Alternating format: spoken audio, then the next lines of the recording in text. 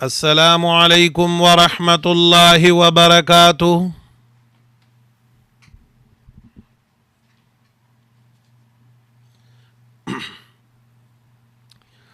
अल्लाहुम्मा सल्लि अला सय्यिदिना व मौलाना मुहम्मद व अला आलि सय्यिदिना व मौलाना मुहम्मदिन अफ़ज़ल सलवातिका बिअददि मालूमातिका व बारिक व सल्लि व सल्लिम अलैहि।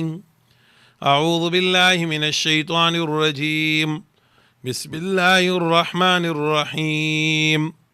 सुब्हानक ला इल्म लना इल्ला मा अल्लमतना इन्नका अंतल अलीमुल हकीम।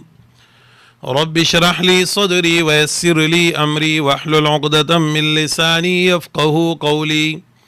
रब्बी ज़िदनी इल्मा रब्बी ज़िदनी इल्मा रब्बी ज़िदनी इल्मा। बिस्मिल्लाहिर रहमानिर रहीम।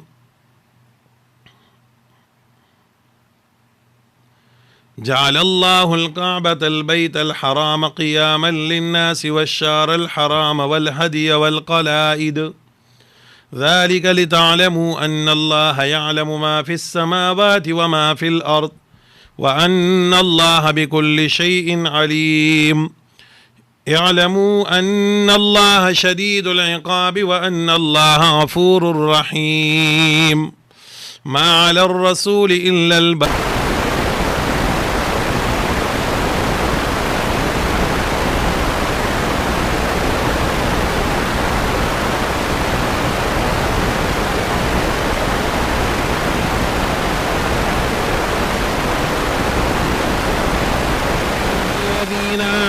ला तस्अलू अन अशिया इन तुबद लकुम तसुकुम व इन तस्अलू अन्हा हीन युनज़्ज़लुल कुरआन तुबद लकुम अफ़ल्लाहु अन्हा वल्लाहु गफ़ूरुन हलीम।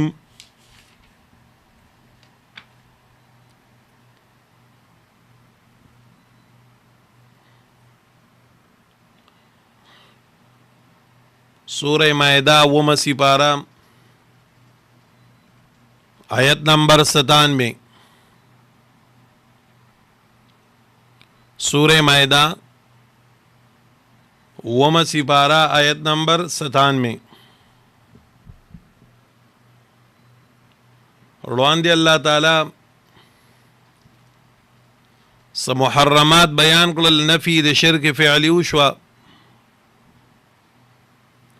बिया पे दा खबर बयान कल छि पे हालत दे इहराम की तासु छि कम दिन उसम कवई खकार मकवई आओ दो छि वाल अखकार छि कम दिन पे हालत दे इहराम की पता सुबह मंदी दी पाबंदी दा बन कवई नो सोई जअलल्लाहुल कअबतल बैतल हराम क़ियामन लिन्नास। ददी ज़ैना अल्लाह ताला दा खबर जिक्र गई चे शराफत द मुशर्रफ तस्लीमवल दा लाजिमी दी। चे कम सीस्त अल्लाह पाक चे कम देनो शराफत वर्कड़े दे इज्जत वर्कड़े दे नो पकार दादा चे दा शराफत और इज्जत बंदा तस्लीम की ओदा उमनी नो और द कम सीज ले अल्लाह इज्जत वर्कड़े दे अल्लाह जल्ल जलालुहु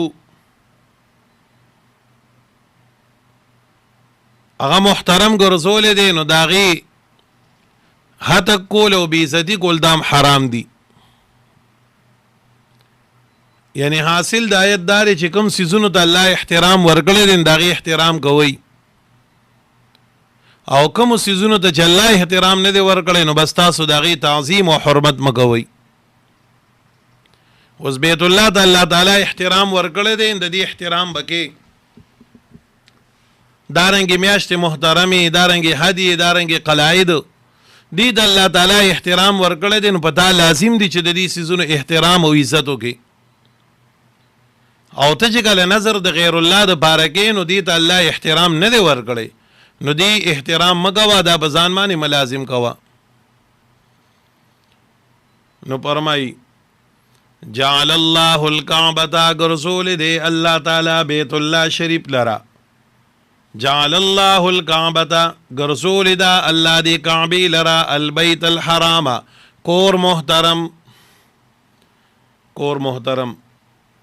دا الکعبة مبدل منه دی او البیت الحرام موصوف صفت داغی دا پارا بدل لی نو مانا بدا سشی جعل الله گرزول دی اللہ تعالی الکعبة کعبی لرا البیت الحرام کور محترم بیت محترم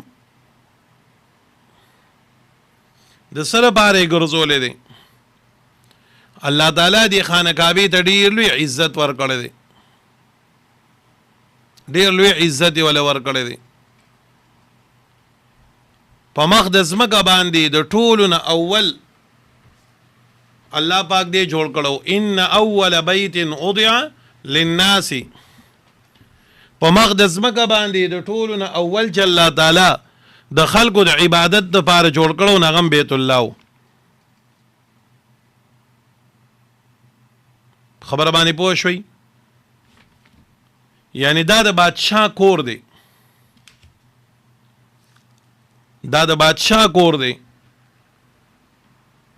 د دې د وجه نه د دې سره ډیر عزتونه الله تعالی لازم کړی دي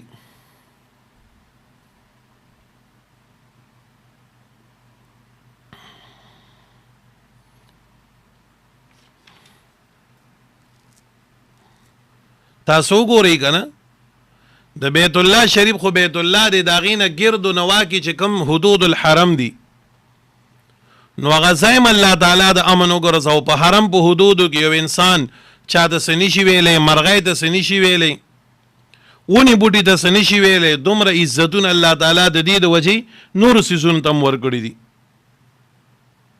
د خپل بلار قاتل که په کتاولې دنته د سنشي ویلې نو دومره شان او عزت الله تعالی دی لور کړی دی ولی دا د الله کور دی د بادشاہ کور دی دی ته قصر شاهی وی یعنی د بادشاہ غ قصر او بنگلا الله جل جلاله په مقدس مکه باندې دا د عزتونو د پاره پیدا کړی دی او تاسو ګورئ دغه څومره احترام کیږي څومره عزت وته کیږي خپل مزیدار غلاپی په چلاو کړی دی او خلکو په اسپادب باندې سرخه او چغي وي جړاګانې کوي دعاګانې کوي حالت کې الله دعاګانې قبلې خبره پوه شوي نو الله فرمای جعل الله الكعبة البيت الحرام ګرځول دی الله دی کعبه لره کور محترم کور ګرځول دی قیاما للناس سبب قیام للناس چې دا سبب دی د پاره د قیام د خلکو یعنی معنا چې د رقم وخت پورې بیت الله شریف موجود وي دا عالم بوي او چې کله بیت الله شریف نوي نو باس بیا به الله عالمم ختمي یا د رقم وخت پورې چې خلک بیت الله شریف احترام کوي نو دی الله موجود ساتي او عالم بم موجود وي دنیا بم آبادی او چې کله الله د دنیا د ختمولو اراده وکي نو بس بیا به دا بیت الله لومبه لرکي اول جوړ کړم الله دی او لومبه به ختمي کېم دا بیت الله پوه شوي اول به الله دی پورته کی بیا به نور عالم الله ختمي بخاری شریف کی حدیث ته ان اول بیت وضع للناس للذي ببکه مبارکا امام بخاری د دې آیت په تفسیر کې یو حدیث راوړی دی امام بخاری فرمایي حدیث دی وې د قیامت د نږدې به یو تک تور حبشي چې د غټو غټو پاندو والا به زو سوقتين وته ویل شي دي د غټو غټو پاندو والا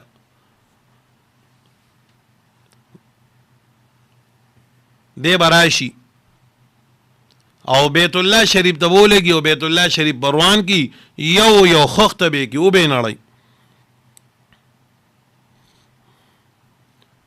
هغې نه بعد به الله قیامت قائمي چې در کم وخت پورې الله تعالی د دې نظام او د دې جهان د ساتلو اراده کوي نو څوک ول خواله نشي راتلی ګینه وګورئ کنه ابراها چې راغ سره د اتیان والله هلاک کو کني کو اس یو قوم د بیت الله شریف په لړولو کې په دې باندې غالب کېدو کې کامیاب شوي نه دي. خو چې کله قیامت نږدې شي، قیامت چې نږدې شي نو الله تعالی به بیا دې ته اسباب برابر کی، ځکه هغه نظام به دې ته جوړي. نو وجود د بیت الله چې کوم دی نو دا څه شی دی؟ وجود د دې عالم دی. چې بیت الله شریف وي او محفوظ وي، دا عالم به محفوظ وي او عالم به وي، او په کوم رس چې بیت الله ختم شي دا خلک به هم ختمیږي. تاسو به خبره باندې ورسېدئ. نو الله تعالی وفرمایل دا بیت الله مې ګرځولی دی څه؟ قیاما للناس.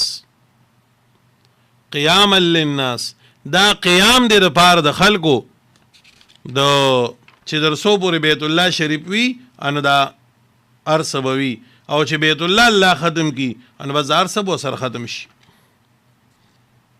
خبره باندې ورسېدئ.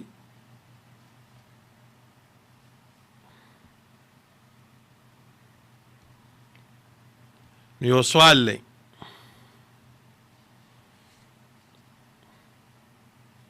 سوال دا دی چې بل ځای خو آیت کې الله جل جلاله د قیام د خلکو نسبت چې کوم دی نو مال ته کړی دی.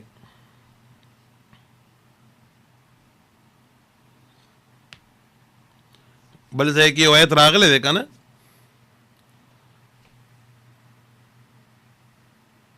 کوم ځای دی؟ سورة نساء سلورم سپارہ. ولا تؤتوا السفهاء اموالكم التي جعل الله لكم قياما. سورہ نساء کې الله جل جلاله فرمایي چې ستاسو کشران بے وقوفان دي، تاسو ته مال لاما والا کوي. کم مال؟ التي جعل الله لكم قياما، چې الله تعالی ستاسو د قیام د پاره، ستاسو د قائمېدو د پاره یو سبب ګرځولی دی. نو سوال داری چې سورہ نساء کې خو الله وفرمایل چې د انسانی معاشري د قیام د پاره شي زینا څه شی دی؟ مال دی. او دلته کې وفرمایل چې د دې عالم د قیام د پاره چې کوم دی نو هغه څه شی دی؟ هغه بیت الله دی. نو یو بل سره تضاد د آیاتونو راغی، تعارض د آیاتونو راغی. یو آیت دا خبره ذکر گئی چې در انسان سره مالی نه دا قیام د سره دا سبب د قیام دی، او بل ځای کې رالل چې نه انسان سره چې سي بیت الله موجود وي نو خلق به قایم وي. نو د هغې جواب دا دی چې د دنیوي او د انفرادي زندګۍ دپاره الله جل جلاله د اسبابو په ذریعه کې چې کوم سبب ګرځولی دی نو هغه څه شی دی؟ هغه مال دی. د دنیا ژوند بغیر د مال نه تیریږي. که یو سړی د مال نفي کوي نو دی به کمه کلی. دا د اسبابو نه دی، او اسباب خامخا دا دنیا دارالاسباب دی. خبره باندې پوه شوئ؟ نو ما وی د انفرادي او دارنګې د دنیوي زندګۍ دارومدار دا په مال باندې دی، دا په مال باندې دی.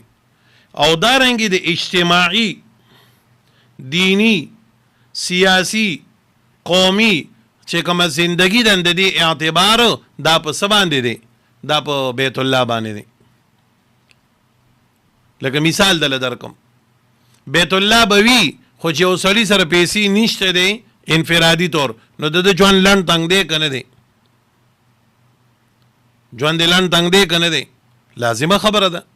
زما وروڼو ګوره د دې آیتونو دا مقصد نه دی چې کوم ځای کې مونږ وایو چې دنیا نه به تاسو بې رغبتي کوئ نو دنیا به ګټې نه د دنیا د ګټلو حکم خو الله کړی دی. فاذا قضیت الصلاة فانتشروا فی الارض وابتغوا من فضل الله. پیغمبر علیه الصلاة والسلام د یو کس راغی او خیر غوښتو، نبی علیه السلام ورته دا خو ګوره خوند نه کوي، ته خو ځواني، تا سرکور کې څه دي؟ ویجې ما سره خو یو شړی ده او یو پیالی ده. ویله راړه. چې راړه نبی علیه الصلاة والسلام یې مانې څوک اخلي؟ چاوی چیزې په درهم علم. وی من یزید د ده نه سیوای څوک علي؟ چاوی چیزې په 2 درهم علم. راړه وی ای په وله دواړه خرڅ کړو. دغه ځای نه بولیم ثابته شوه. دا سبزي منډی فروټ منډی کې چې کومه بولي کېږي د حدیث نه دا ثابته شوه. نبی علیہ السلام هغه خرڅ کړو، یو درهم یې ول ورکړ، لاړ شه په دې باندې کور ته سوړه وړوله، او یو ول ورکړ لاړ شه بازار کې تبر واخله مال یې راړه. چې تبر یې راړو نبی علیہ السلام ول په خپل مبارک لاسو باندې په هغې کې لرګی واچو، ورته دا واخله او پړی واله چې در یو هفتې پورې دې ونه وینم، ځنګل ته ځه او لرګي ماتوه او راړه بازار کې خرڅوه، هفته بعد به مال راځي. چې راغی نو بیا فرمایل نبی علیہ السلام دا وی جی الله پاک را ښکلی کار روان که اوس خو زه ډېر خوشحاله یم. نو وګوره نبی علیہ السلام د دنیا د ګټلو یو لار یو خپل طالب ته او خپل صحابي ته ښیي که نه ښیي. نو نفس حلاله دنیا ګټل دا خو عبادت دی. ګوره د دنیا د ګټې نه که څوک انکار کوي دا به کمګلتیا کوي. دا چې آیاتونو کې نه پې راغلی ده دا محبت د دنیا نه راغلی ده. نو دا دلته کې چې وایي که نه چې د انساني انفرادي ژوند د تیرولو دپاره ذریعه هغه مال دی. نو ما ووایي چې یو سړي سره پیسې نی او بیل پې راشي نو په ده باندې مزد لګي. شاه ولی الله رحمت الله علیه په حجت الله کې لیکي چې په انسان باندې د معاش د باو پروتي د هغې د وجې نه په ده باندې د ده په عبادات او په عقایدو په هر څه باندې اثر غورځېږي. یو سړي باندې قرض دی، نبی علیہ السلام د صحابي فرمایي تاسو چې د دې قرض نه ډېر زیاته پناه غواړئ. نبی علیہ السلام دې بنده چې قرضدار شي دروغجن شي او بېوادي شي، چې د باندې قرض دی دی به دروغ وایي که نه به وایي، دین ته نقصان شو که نه شو، بېواده والې به کوي که نه به کوي، دین ته نقصان شو که نه شو. نو ګورې د مال نه انکار کول دا کمعقلتیا ده. او انفرادي طور د انسان ژوند دا خود په مال باندې موقوف دی. اجتماعي د دې عالم آبادي دا موقوف ده په څه باندې؟ په بیت الله باندې. اوس پې پوه شوئ؟ نو هغې سره به انفرادیت ولګوئ، دې سره به اجتماعیت. بس دا آیت الشخه والشهر الحرام او الله ګرځولې د میاشت محترمه. نو دا ابتدا کې بیا وروستو منسوخ شوي دي. دغه څلور میاشتې چې کوم دین دا چې کوم دی دا والشهر الحرام ته به سوال وکړي جي شهر وي، شهر خو مفرد دی، زوام دا اسم جنس دی او د دې اطلاق په قلیل او کثیر دواړو باندې کیږي. نو معنی څه شوه؟ یعنی هغه میاشتې محترمې چې څلور دي، ذیقعده او ذیالحجه او محرم او رجب. ذیقعده دا خالی میاشت د ښځې وی، ذیالحجه د لوی اختر میاشت، او محرم د حسن حسین میاشت د ښځې وی، او رجب د ازبرګه میاشت ورته وی. دا څلور میاشتې محترمې وي. والهدي هدیه هغه څاروي ته ویل کېږي چې حرم ته لیږلی شي او هلته قرباني کولی شي، هلته قرباني کولی شي، هغې ته هدیه وایي. الله وایي د بیت الله دومره تعظیم دی چې دې څاروي له یې عزت ورکړی دی، دله یې عزت ورکړ. والقلاعد، قلاعد جمع د قلادې ده او دا ویل کېږي امبیل ته. دا څه ته وایي؟ امبیل ته وایي. او دلته ترېنه مراد څه دي؟ ذل قلاعد، هغه مېرمنې د قلادې، یعنی هغه قربانی د حرم چې لیږلی شي او په غاړه کې ورته امبیل خلک ځونډوي. نو دا به یو علامه وه د دې لپاره چې ګوره دا د حرم شریف قرباني د دې ته څه وایي. ما چا به له په دې مرۍ کې چپله ځونډه کړې وه او چا به ورته چې کوم دی امبیره یې چولې وه، چا به ورته بل څه اچولي و، دربونه به یې یو دغه غړلی وه بیا ورته اچولی و. نو خلکو ته به د لرې نه پته لګېده چې دا د حرم شریف قرباني ده. نو هغې ته به چا څه نه وي، غل ډاکو به ورته هم ګوره څه نه وي. د حرم الله وایي د حرم شریف له ما دومره عزت ورکړی دی چې د دې هغه قرباني او د دې هغه امبیل هم چې کوم دی نو با عزت او محفوظ دی. نو تاسو هم د دې تعظیم کوئ. ښه پوه شوئ؟ دا مقصد دقه دی. ذالک دا بیان لتعلموا د پاره د دې چې تاسو پوه شئ یقینو کوي ان الله بېشک الله تعالی یعلم عالم دی پوهېږي ما په هغه څه باندې فی السماوات چې په اسمانونو کې دي وما په هغه څه باندې فی الارض چې په ځمکو کې دي وان الله بېشک الله تعالی بكل شيء علیم پر څیز باندې پوه ذات دی. اعلموا پوه شئ ان الله بېشک الله تعالی شدید العقاب. دا تخویف اخروی دی. د غیر الله نظر مکوئ. ګورئ د غیر الله دپاره تحریمات مکوئ. ګورئ الله په هر څه باندې پوهېږي. اعلموا پوه شئ ان الله بېشک الله تعالی شدید العقاب سخت غضب ورکوونکی دی. وان الله او بېشک الله غفور الرحیم بخونکی او رحم کوونکی ذات دی. ما علی الرسول اوس الله پیغمبر علیه السلام ته وایي محبوبه تا خلکو ته مسله بیان کړه نو بس پتا باندې دغه مسله بیانولو نو پتا خدا نشته ته خلکو بس ډنډر علی وته شا وسې ومني بیا ومني ته چا باندې جبر نشي کولی په چا باندې زور نشي کولی د پیغمبر کار سره خلکو ته بیانول الله فرمای وما ارسلنا من المرسلین الا مبشرین ومنذرین ما نه دي لګلي پیغمبران مگر سره بار ملي ګلو چې خلق با غیر ورګي د جنتونو او خلق به يرید اخرت د تخویفاتونه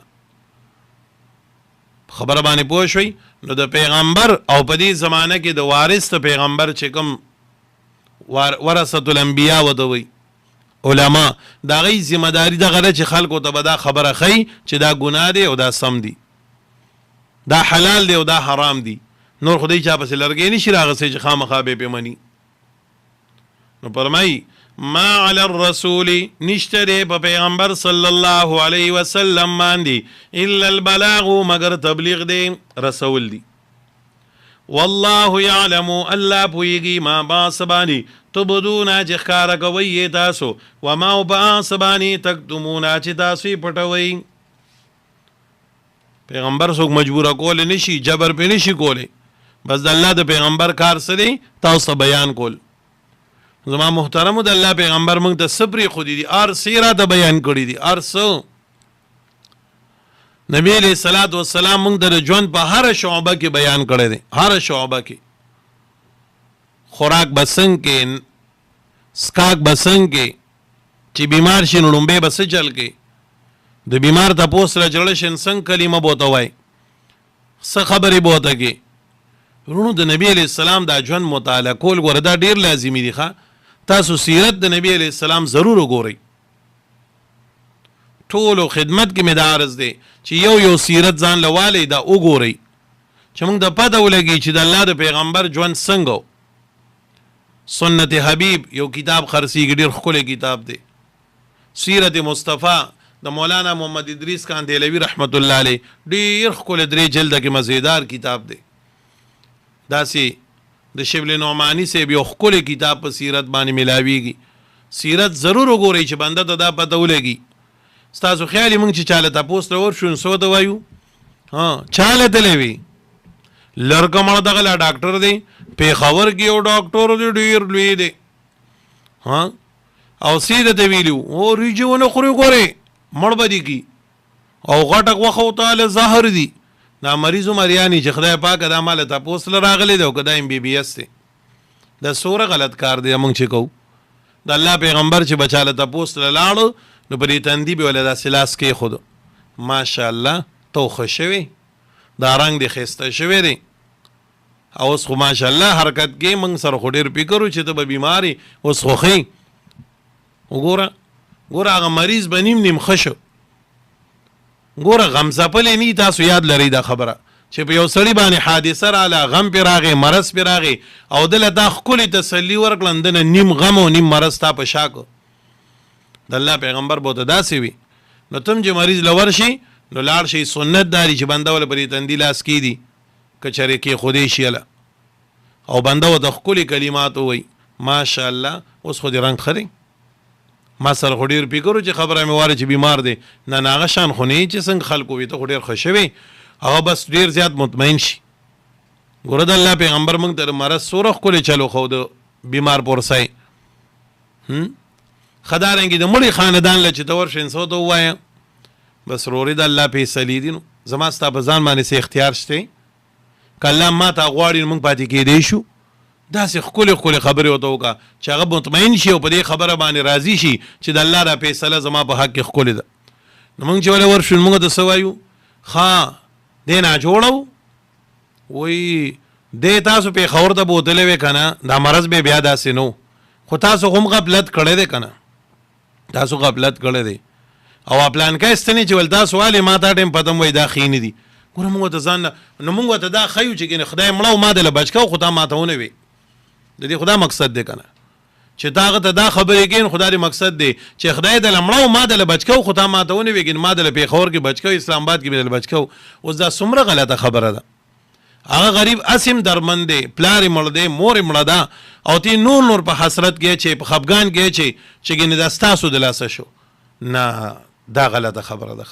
نبی علیہ السلام به د غمزده خاندان سر چې راغی نو دعا به ورته وکړه او دا به ورته ووي چې انا لله و انا الیه راجعون، مونږ ټول د الله دپاره یو، دک الله ته به بیا واپس کیږو. او زمونږ په ځان باندې هم ګورئ دغه نشته دی، باور نشته دی چې مونږ به بچ یو که نه، ګنټه ده زمونږ که دوري که ورځ ده که نیمه ده. داسې ښکلې خبرې تسلی خبرې. او بس ګوره تاسو وګورئ دنیا نه د الله پیغمبر لاړو نو صحابه لاړل نو دا خو ژوند دی، یو لړۍ ده روانه ده، په نمبر بزو.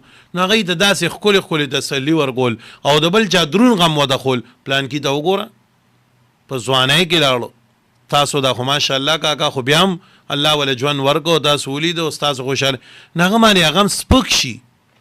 پوهېږئ؟ نو زما محترمو دا د نبی علیہ السلام ژوند کتل او هغه خلکو ته ویل او په هغې باندې چلیدل، دې کې ډېر برکتونه پراته دي، ډېر خیر پکې پروت دی. پوهېږئ؟ نو ګورې څه ناسه درجه کې چې موږ سیرت کتلی د نبی علیہ السلام او په هغې باندې ځو. یا د علماو نه تپوس کوو چې نبی علیہ السلام د بیمار تپوس څنګه کړو، او جی نبی علیہ الصلاۃ والسلام د غمزده خاندان سره څنګه طریقې سره میلاو شو. پوهېږئ که نه؟ څنګه خبرې به یې کولې. په هر پهلو باندې د الله د پیغمبر ژوند مخې ته پروت دی، خو چې اوس څوک یې خو کي که نه، او موږ خپل طریقې جوړې کړې دي. الله فرمایي والله یعلم ما تبدون وما تکتمون قل لا یستوی الخبیث والطیب. الله پیغمبر علیہ الصلاۃ والسلام ته فرمایي، پیغمبر علیہ السلام دوی ته ووایه چې ګورې خبیث او طیب دواړه نه برابرېږي. خبیث پلیت ته وایي، طیب پاک ته وایي، دا دواړه نه برابرېږي. انو د دې ترجمې بله علماو کړي دي، نو زه به یو دوه درې وکړم، نو ځان سره ولیکئ. ښه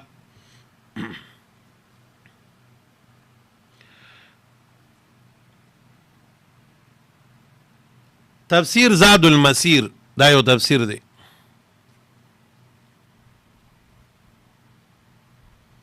دی وی د خبیث نه مراد ګناهګار دی او د طیب نه مراد نیک سړی دی. الله وی نه دی برابر ګناهګار او نیک. دا ترجمه کړې ده تفسیر زاد المسیر.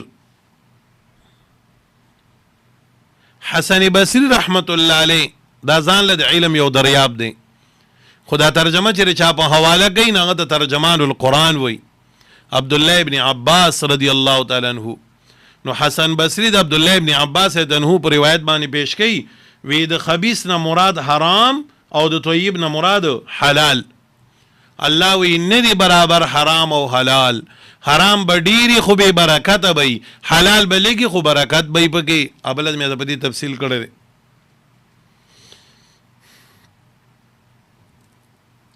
سدی او عالم دی، مفسر د قرآن دیر شوی دی. سدی صاحب وی د خبیث نه مراد کافر دی او د طیب نه مراد مؤمن دی. نه دی برابر مؤمن او کافر، نه دی برابر مؤمن او کافر.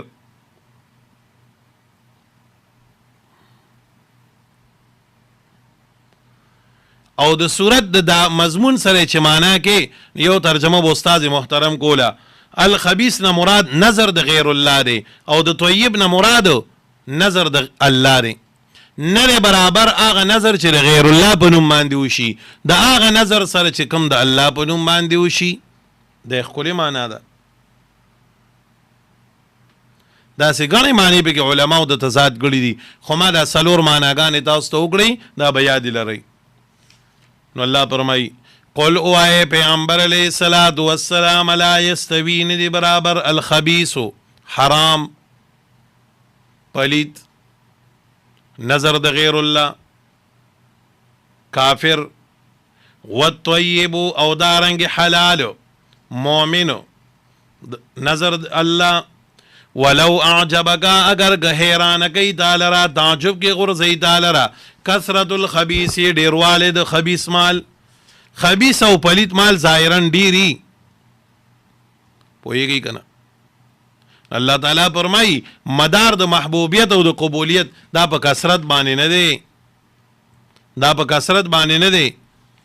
او تاسو ګورئ کنه چې کوم شی بدعت وي د غیر الله د پاره نغې کې داسې ظاهرا شیطان لږه مزه پیدا کړي بنده له خوند ورګي تاسو ګورئ نه کله کله دا شیطان یو بدعت والا عمل دومره خستګي او دومره ښکلی رنګ ولا ورګي چې بنده وایي چې بس که عمل دی نومدارې الله وی ولو اعجبک اگر که راکاږي تا لره ځان ته حیرانه کوي تا لره خوشحاله کوي تا لره خو ګوره ته بوله خواله نه ځي تاسو ګورئ که نه که نن زمونږ په معاشره کې چاته سنت طریقه بیانې که نه بوج کېږي پې یاره جی ښه خبره ده خو دا خلک به بیا څه وایي زر درته دا ووایي او دا بدعت نه دی ګنده سیز سری چې د ځان نه خلکو جوړ کړی دی چې د الله د پیغمبر د دین خلاف جوړ شوی دی هغه خلک سور او د سور کی او جی بالکل او ګور هغې له یو لار هم د ثواب ګرځولي شیطان ورته سوره ښایسته کړی نو ځکه الله وایي ولو اعجبک اگر که تعجب کې غورځوي تا لره دا بدرنګ سیز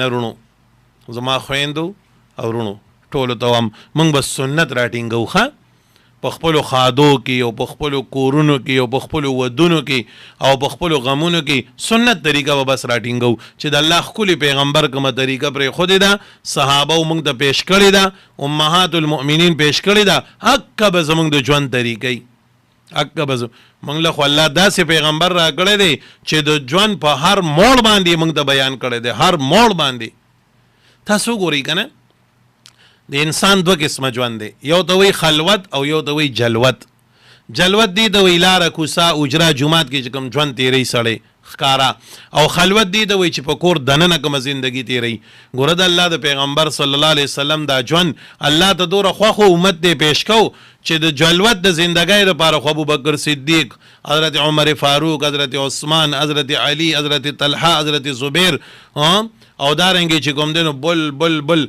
رضی الله تعالی عنهم الله دا غینا د رضا شي نو دغه صحابه را پیش کړل نو هر صحابي وای ابو هريره صاحب وای ما نبی علیہ السلام ولید داسې ګول عبد الله ابن عمر صاحب وای ما نبی علیہ السلام ولید داسې ګول عبد الله ابن عباس رضی الله عنهما فرمای ما نبی علیہ السلام داسې ګول سورخ کول ژوند پیش کو اوس د نبی علیہ السلام د تنبو دنه چې کوم ژوند دی نو دا غي د لپاره الله تعالی امهات المؤمنین بیبیان راولېږلي ان د دې وجه نبی علیہ السلام ته الله د ډیرو بیبیانو اجازه ورکړو چې دا ټول ژوند نه منتقل شي نو موږ وایو د نبی علیہ السلام حضرت عائشه فرمای رضی الله تعالی عنها کور تراغه داسې وي ام سلمہ وای نبی علیہ السلام یو شپه ودو داسې وي میمونه رضی الله عنها فرمای نبی علیہ السلام لامبل نو داسې وکړل ګوره د نبی علیہ السلام د وسلخانی غ زندگی موږ ته را منتقل کړه چې ګوره که تاسو لام به داسې به کوئ داسې به کوئ داسې به کوئ څومره ښکلی ژوند بیان کو نو ګورئ زمونږ چې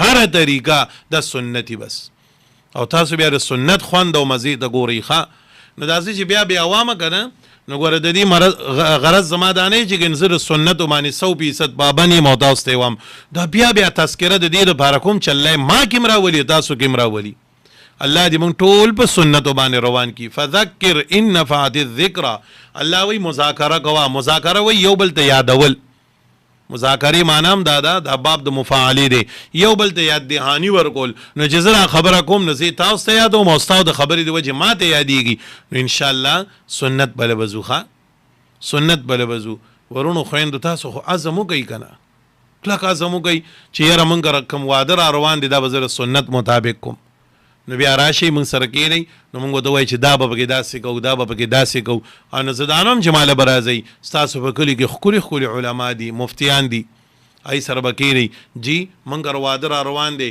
زه هم چې 100% په سنت وشي څنګه به کېږي هغه به د ټول چلونه وښئ واده به داسې کوي نکاح به داسې تړئ ډولی به داسې راړئ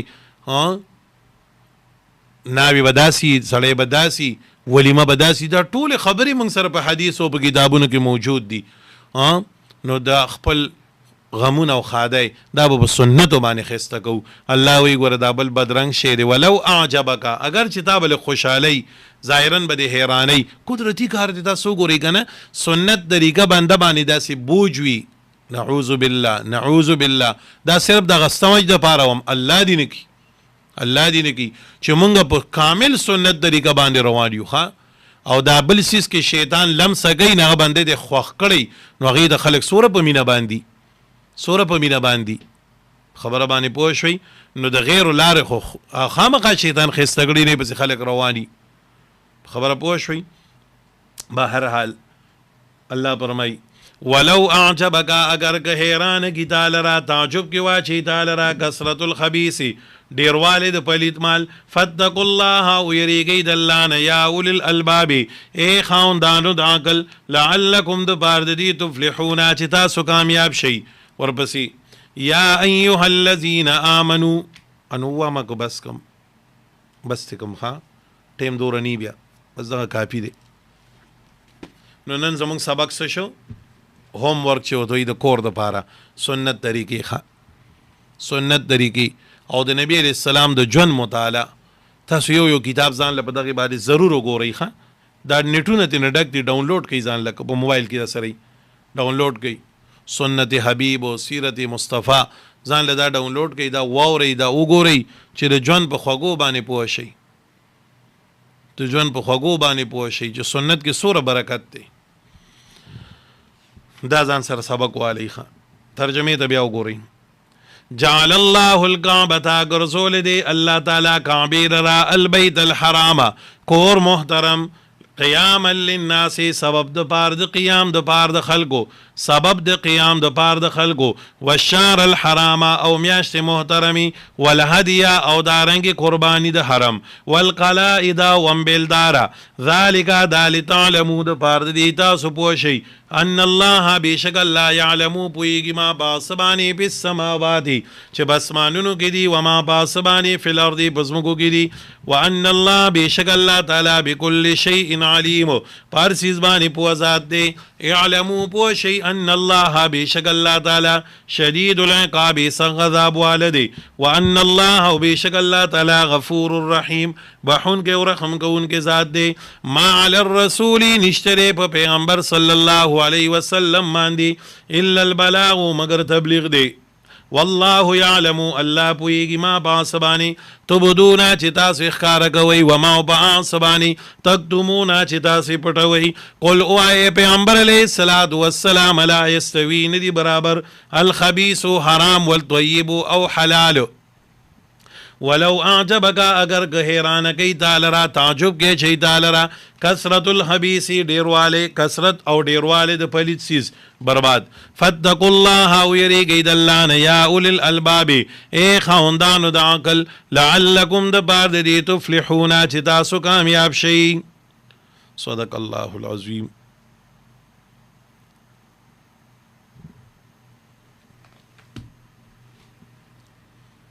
د راتلون کې اتوار پر ازمانه به ان شاء الله د میاشتې ختمونه کوو کنه که خیری نو کوم حضرات ته چې سپاری ډیری د ځان له ترتیب برابر کړي نو هغه سبقونه ورسوي. بعضی خلکو پرونه ما د میسج کړو چې ختم ورسول دي خو ما خو ویلو چې یکم تیر شي دا ځان سره یاد لري چې یکم تاریخ د انګریزي میاشتو په اعتبار سره تیر شي او ورپسې کوم اتوار ورځ راشي په هغې باندې به ختم کوو. نو تاسو ولګئ انو دغه وکړئ دغه یکم تاریخ له خپل خپل ختمونه ورسوئ خپل خپل ختمونه هغې ته برابر کړئ انشاءالله بیا به ختم او دعا کوو که خیر دعا وکړئ چې الله زموږ نه رضا شي الله ته زموږ نه رضا شي الله زموږ دا درس ته قبول کړي الله زموږ دا درس قبول کړي الله ته قبول کړي الله د خپل رضا ذریعه وګرځئ الله زما دا وینا او د دوی دا اورېدل د خپل قرب ذریعه وګرځئ الله ته زموږ نه خوشحاله شي الله ته زموږ نه رضا شي. الله مونږ ټول محتاج یو ته الله الله ستمو بادشاهي الله مونږ سره د خیر او د احسان معامله وکړي الله مونږ سره د فضل او د رحم معامله وکړي الله مونږ ټول د مخلوق د محتاجۍ نه وساتي الله د ناکاره خلکو د شر نه مو وساتي الله چې ته پې خوشحالېږي ناکار رانه والي الله چې ته پې خوشحالېږي ناکار رانه والي الله مونږ دینداره کړي الله زموږ بچي دینداره کړي الله مونږ د خپلو استادانو نیکانو صالحانو په نقش و قدم باندې روان کړي الله د صحابو چې کوم نقشه د دین مونږ ته پرېښودې د الله مونږ په هغه نقشو باندې روان کړي الله مونږ د غیرو د لارو نه بچ کړي الله مونږ په سنت باندې روان کړي او د بدعتونو نه مو بچ کړي الله زمونږ او د دوی د ټولو دنیا آخرت ښایسته کړي. الله ډیر بیماران دي الله ما ته ډیرو خلکو د دعاګانو دپاره درخواستونه کړي دي کریم الله د دې درس ته برکت ټولو له د کورو به شفا کړي الله د کور به وله شفا کړي الله د کورو به یې شفا وګرځوي الله څوک په یو بیماری کې مبتلا دي، څوک په بل دا ډینګي ډېر روتي دي، بل خلک په تبه کې او په بیماری کې مبتلا دي. خدای دې قرآن د برکته په الله ته رحم وکړي او شفا ولا ورکړي. الله زمونږ او د دوی د کور او د بار نقشې په دین باندې راولي. الله ته رانه رضا شي، الله ته رانه رضا شي. دعا وکړئ کومه قافله چې فلسطین ته روانه ده، الله ته په خیر سره ورسوله کړي، الله ته ورسره مددگار شي، الله ته مددگار شي. الله د مسلمانانو مدد وکړي. الله په غزه کې ډېر ظلمونه وشو، دا دویم کال دی، ځینې ښځې بورې شوې الله، ځینې ښځې کونډې شوې الله، ځینې خلک یتیمانان شو. کریم الله هغه ظالمان په الله ګولۍ ورئ، خدای ته تباه و برباد کی. الله یهودیان تباه و برباد کی، الله دغه اسرائیل تباه و برباد کی. الله نور مونږ هغوی ته د هدایت سوال نه کوو. خدای هغه ظالمان دي، ازلي بدبخته دي، خدای هغوی خود تباهی وکړو، مسلمانانو تباهی وکړو. الله مکار دي، خدای د دوی په شا چې کوم قوتونه دي هغوی تباه و برباد کی. الله د اسمان غشي په مسلط کې، خدایا د غزې د دغه معصوم مجاهدینو او الله دا په لکونو ویني چې وبایدي، خدای د دې په برکت سره الله په ټول عالم اسلام کې د اسلام جنډه اوچته کې. خدایا الله د بیت المقدس باندې الله د مسلمانانو جنډه ودرولې کی. الله فتح مبین وته نصیب کی. الله دا کومه قافله چې روانه ده خدای تی حفاظت وکي. ګوره په قافله باندې د عملې کوي، شاپیرانه په ډرونونه غورځي، خدای تی مددگار شي، الله تی مددگار شي، الله تی مددگار شي. الله مسلمانان ټول یو کی، الله د مسلمانانو قلب او دماغ یو کی، الله د مسلمانانو قوت او طاقت یو کی. الله د مسلمان هغه جنډه اوچته کې. خدایا کافر چې چرته دی، که هدایت قسمت کی ایمان ته راولي او غزلی بدبخت دی، مهر د جباریت په لګیدل دی، الله ته غرق او تباہ کی.